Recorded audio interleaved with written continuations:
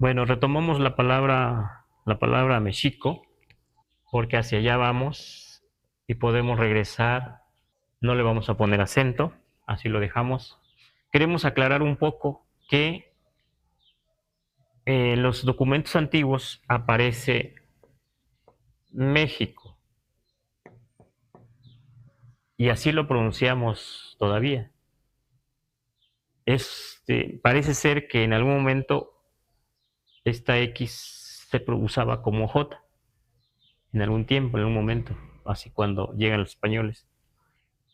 Pero también es cierto, como decimos, la X es muy interesante cómo se usa en México, en el español mexicano, que sobre todo los extranjeros son los que sufren, pero nosotros estamos acostumbrados, como hace rato explicaba.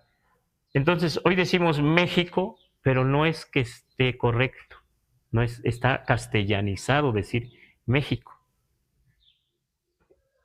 ¿Cómo creen que dicen los gringos si leen esto? Digo, o sea, sí, los norteamericanos y otros países dicen México, ¿verdad? Pues que porque pronuncian la X, México.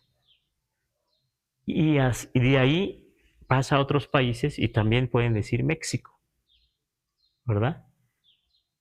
Imagínense si alguien quiere traducir desde la palabra México, lo que aquí decimos México, y lo que los nahuas decimos México, son cosas así distintas. Entonces, depende de cómo se escriba y cómo se den valor a las letras, nos causa dificultad. Lo que sí quiero aclarar es que para el náhuatl, esta X le damos un valor de sh. Por eso entonces debemos decir México todavía. Y eso lo podemos constatar todavía en algunos pueblos.